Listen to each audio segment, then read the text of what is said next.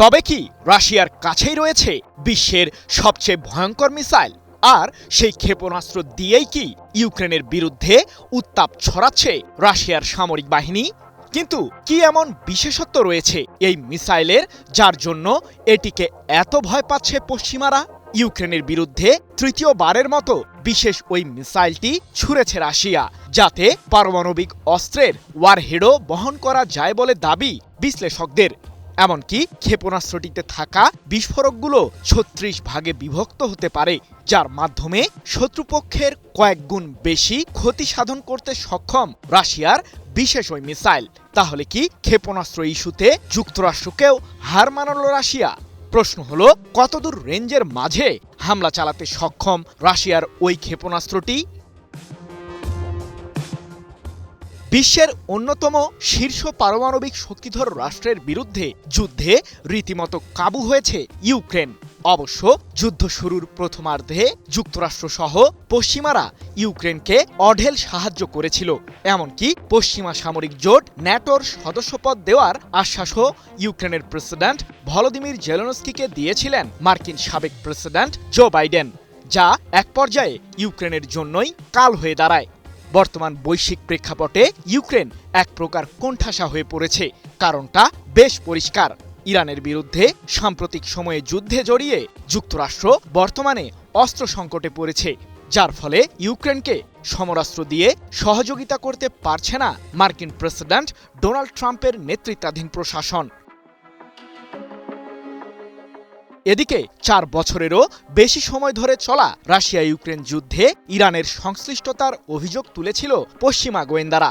তাদের দাবি, রাশিয়ার সামরিক বাহিনীকে শাহেদ 136 মডেলের আত্মঘাতী ড্রোন দিয়ে সহায়তা করেছে ইরান, যা দিয়ে ইউক্রেনের বিরুদ্ধে উত্তাপ ছড়াচ্ছে রুশ প্রেসিডেন্ট ভ্লাদিমির পুতিনের বাহিনী। তবে মাঝে মধ্যে অবশ্য নিজেদের ভঙ্গুর অস্ত্রাগার দিয়েই রাশিয়ার বিরুদ্ধে পাল্টা প্রতিরোধ বলয় গড়ে তুলছে ইউক্রেন। সম্প্রতি রাশিয়ার নিয়ন্ত্রণে থাকা লুহান্স্ক অঞ্চলের একটি শহরে জোরদার ড্রোন হামলা চালায় ইউক্রেন, যাকে ঘিরে পুতিন অভিযোগ করেন যে ওই হামলায় বেসামরিক স্থাপনাকে টার্গেট করেছিল ইউক্রেন। অথচ যুদ্ধ শুরুর আগে লুহান্স্ক অঞ্চলটি ইউক্রেনেরই অংশ ছিল। তবে পুতিন ছাড় দিলেও যে একেবারে ছেড়ে দেন না, তার প্রমাণ রেখেছেন রাশিয়ার প্রেসিডেন্ট। ইউক্রেনের রাজধানী কিয়েভকে লক্ষ্য করে ২৩ মে গভীর রাতে জোরদার ক্ষেপণাস্ত্র হামলা চালায় রাশিয়া।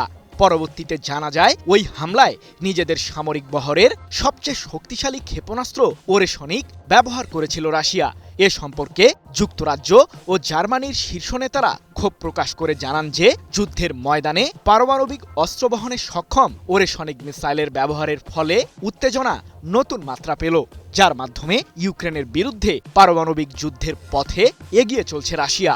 এক প্রতিবেদনে বিষয়টি নিশ্চিত করেছে ব্রিটিশ বার্তা সংস্থা রয়টার্স। কিন্তু প্রশ্ন হলো, ওরেশনিক মিসাইল ব্যবহারের ফলে রাশিয়া কি সত্যি পারমাণবিক যুদ্ধের দিকে অগ্রসর হচ্ছে? ২০২২ সালের ফেব্রুয়ারিতে ইউক্রেনের বিরুদ্ধে পূর্ণাঙ্গ যুদ্ধ শুরু হওয়ার পর থেকে এখন পর্যন্ত রণক্ষেত্রে ৩ বার ওরেশনিক মিসাইল ব্যবহার করেছে রাশিয়া।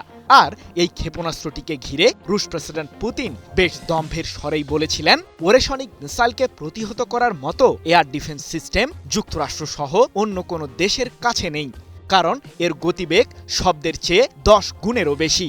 সমরবিদদের দাবি, কৌশলগত পারমাণবিক অস্ত্র বহনে সক্ষম রাশিয়ার তৈরি ওরেশনিক মিসাইলটি কমপক্ষে ৩০০০ কিলোমিটার রেঞ্জের মাঝে হামলা চালাতে সক্ষম। আর এই ক্ষেপণাস্ত্রে থাকা বিস্ফোরকগুলো ৩৬ ভাগে বিভক্ত হতে পারে, যা শত্রুপক্ষের বিরুদ্ধে ক্ষতির মাত্রা কয়েক গুণ পর্যন্ত বৃদ্ধি করতে সক্ষম। সৃজন মাহমুদ, নিউজ 24।